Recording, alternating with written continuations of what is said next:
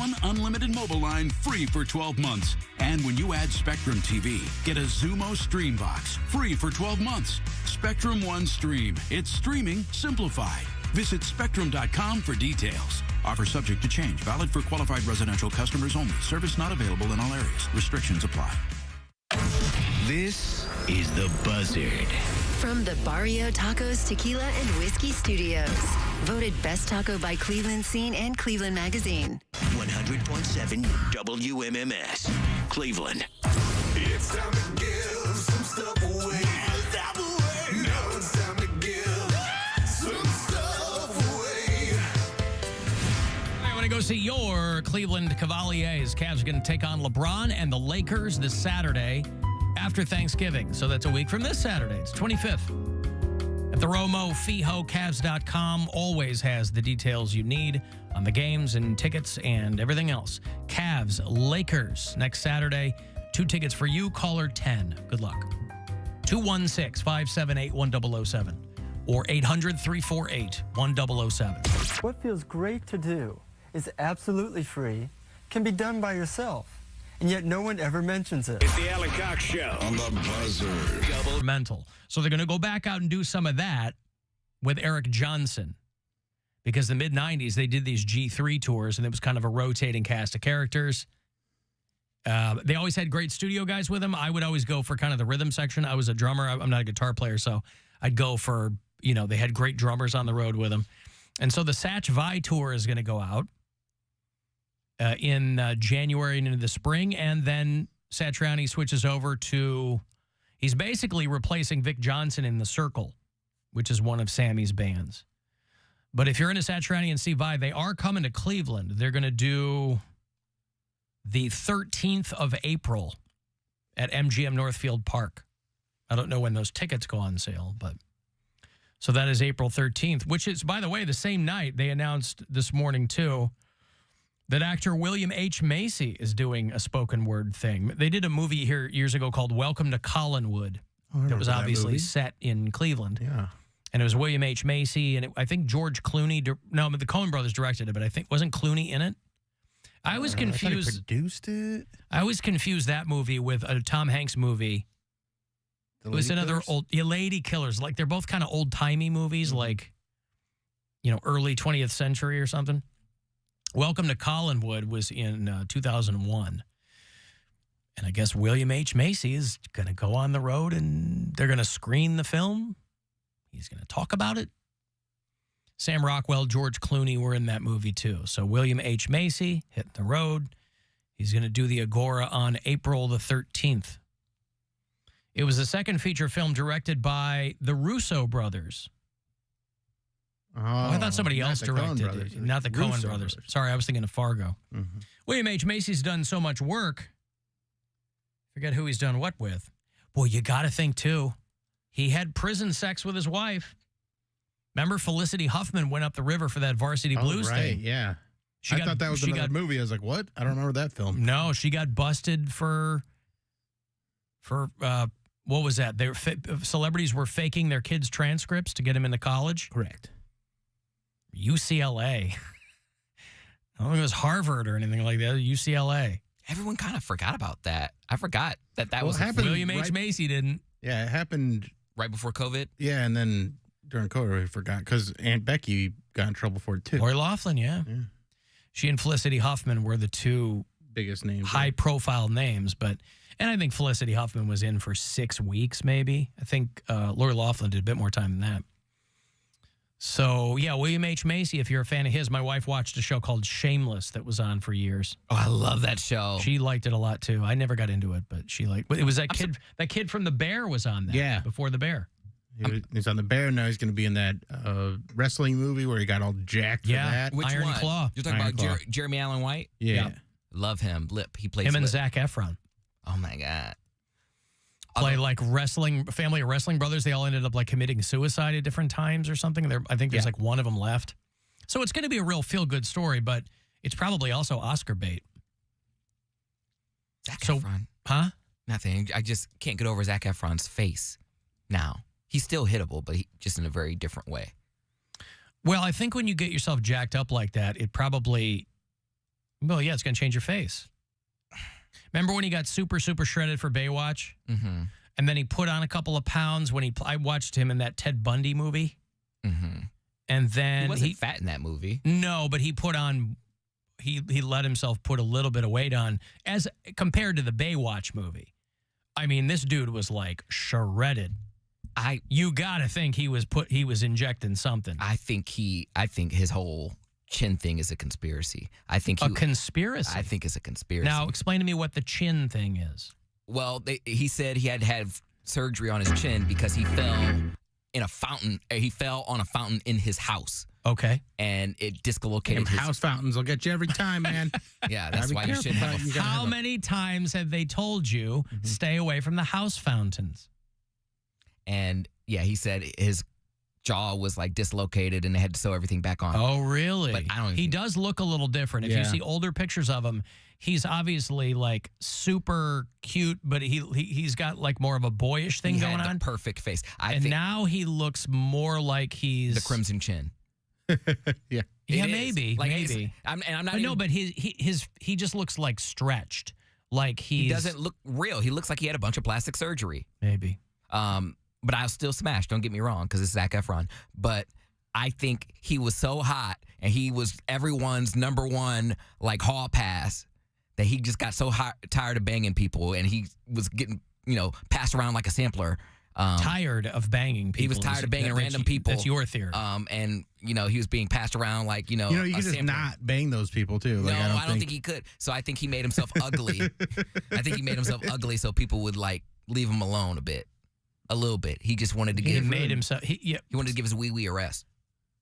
Instead of saying no, he had plastic surgery. This is a pretty good theory. Yeah, I think he was so hot that he had to do something to make himself ugly. Just like how Leo DiCaprio, even though he was never like shredded or ripped, he got himself fat and people still wanted to bang him. And then so it didn't work. Brad Pitt made himself real ugly for like a couple years. When? He made himself ugly when he had like that's called aging. No, he had like a big ugly beard, and I think he got like he was a little overweight. Now, Brad Pitt's never been overweight. Also, you might have noticed that didn't stop people from wanting to bang him.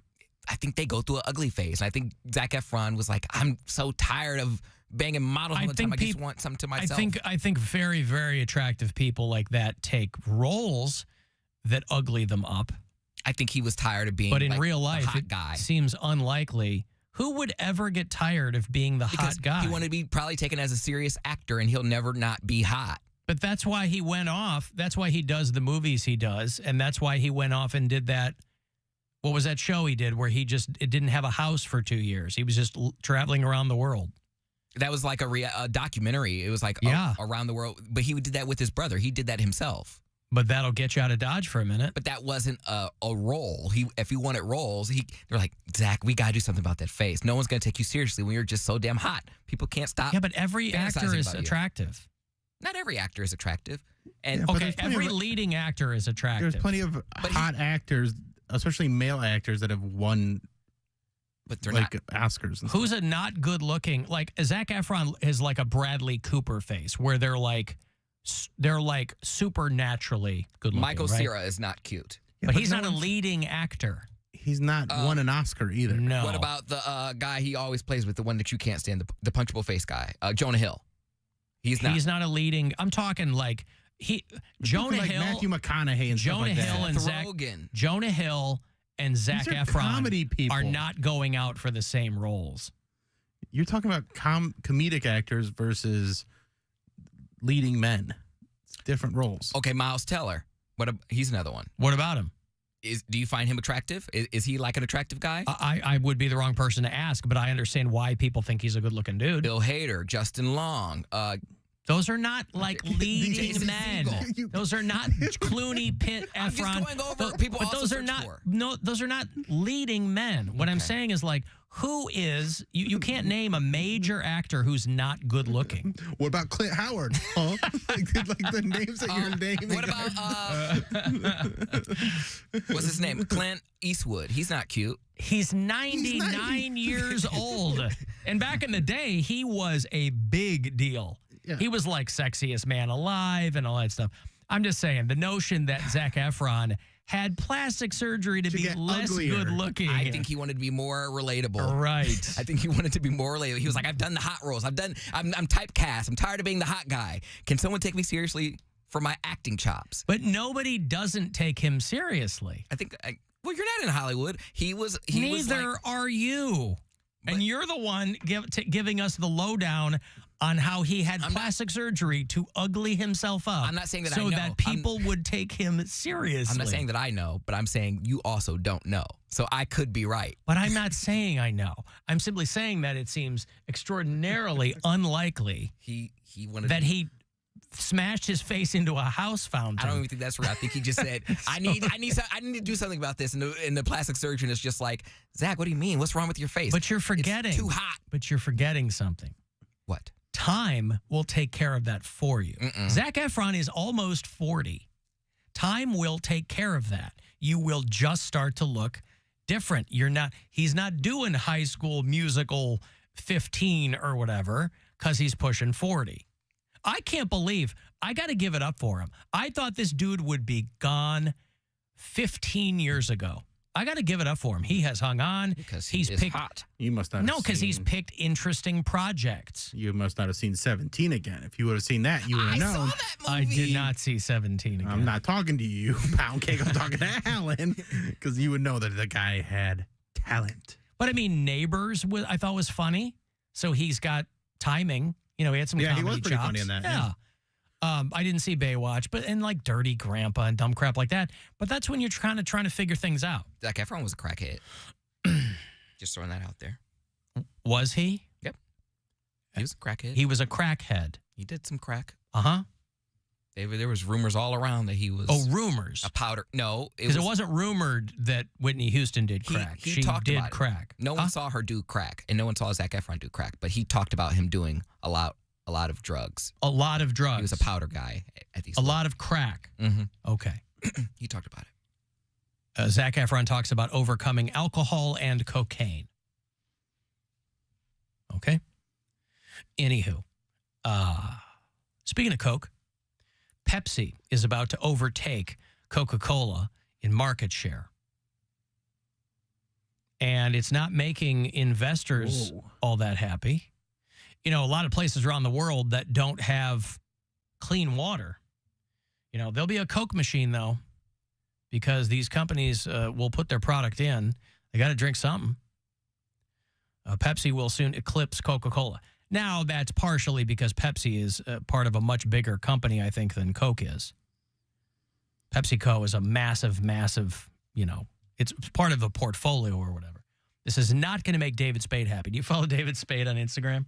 I do, but he was going I don't off see his on stuff all the time. Hey, there's Coke wars and fucking Diet Coke is losing, guys. You guys listen.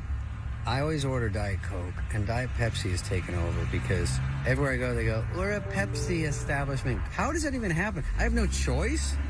When you get vodka, they don't go, we only have Popov. No, you have like 500, and then I pick one, right? Is that how it works? Customer? I went to a casino, they go, oh, we're a just Pepsi casino. The whole effing thing? No chance. He goes, oh, if you want Diet Coke, there's a 7-Eleven a couple clicks down the freeway. Are you going? Am I going? Who's going? I'm not. I'm walking a couple clicks. And then I got on a plane. I go, can I get a Diet Coke? They go, is Pepsi okay? And they make that face because they know it's not okay. It's gross. They go, is Pepsi okay? I know it's rough and sickening. No, it's not. And I don't want it. He's got some thoughts. He does. So he ain't going to be happy about this. I don't mind either. I do know that. I pulled a little pony can of Pepsi out of the fridge in the kitchen in the break because it looked good. I haven't had a Pepsi in 100 years. God, I was pretty always, good. It's not bad, boy. Out of 100 times, I would still choose Coke over Pepsi. It just tastes different, and the people that can't tell the difference between Pepsi and Coke just irk me. I did the Pepsi challenge one time, and I chose Coke. Oh, did you really? Yeah, it was at a Blink-182 concert in like the year 2000. They had a stand, and they're like, "You want to do the Pepsi challenge?" I was like, "Sure." And they give you 2 cups, and you go, "Which one do you like?" And I go, "I like this one." They're like, "Oh, that was Coke." I'm like, I don't think this worked. Sorry, guys. This advertising doesn't seem to be doing what you think. And that's not Because going you to be also had in to buy a bunch of Coke. that's not going to be in the commercial. Right. Well, I just remember right out of college living with my girlfriend, and she drank Diet Pepsi, and I had never had it before, but that was all that was in the fridge, and it just tasted like drinking maple syrup. I got used to it. Of course, I got to really like it, but that was a long time ago. My mom likes Diet Mountain Dew. I do not care for that. Because that's her go-to. Do not like it. Tastes like the plastic bottle melted down. Well, that's what she likes. And we were in Vegas a few years ago, and we couldn't find it in any of the grocery stores. So me and my brother took it on ourselves to go to every store until we found some Diet Mountain Dew. And it took like 3 or 4 stores, but we finally got it. That's so nice of you. Yeah. Well, we didn't want to hang out with them, so we were like, yeah, we'll take a car and get out of here for a while. Yeah, my mom is my brother is a big Mountain Dew guy, and I am a Coke guy. Like I like dark pop, like Coke, cherry Coke, or Dr. Pepper. He will choose Mountain Dew all day, every day. And I love Sprite too, though. That's the only light Coke I like, or Coke product, I guess. All right. Well, for those of you who have the what kind of pop does Poundcake like bingo card at home, Maybe a ginger ale. I hope you've... I like a nice root beer. I like a ginger soda sometimes. I don't care for ginger ale. I'll have a Vernor's. No, Verner's are good. Verner's is delicious. Is Sprite a Coke product or a Pepsi product? That is a Coke product. That's what I thought. So when you go to a place, like Spade says, they go, we have Coke. You know, that's why when we were doing our live show for the Cavs home opener, one of our friends there with the Romo Fijo asked me to pour my Mountain Dew into a cup since they serve Coke products. And I go, I don't work here, right? I'm just here to do my show.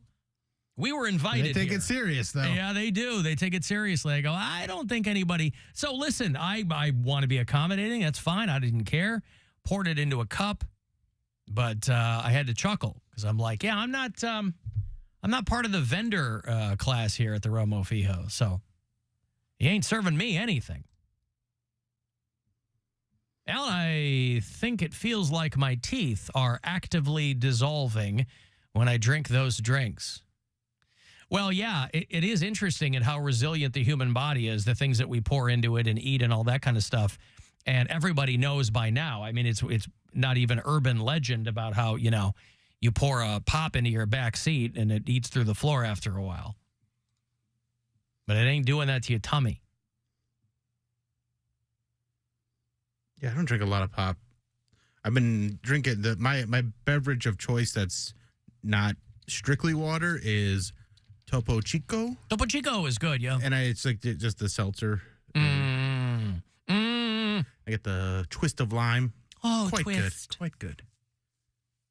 A twist. Dr. Pepper is also a Coke product. Somebody says, that is not true, actually. Isn't Dr. Pepper its own thing? It is its own thing, like David S. Pumpkins. Yeah. Yep. No, it's owned by Coke overseas, but the Keurig Dr. Pepper company owns Dr. Pepper and something else, whatever's under that umbrella. But overseas, I think Coke has got some licensing thing, like in the UK and in parts of Asia. They have Dr. Pepper, but it is its own thing. I got a break. Good, we've covered all that ground. I just wanted to make sure that we knew if you're an investor in PepsiCo, things are looking up for you.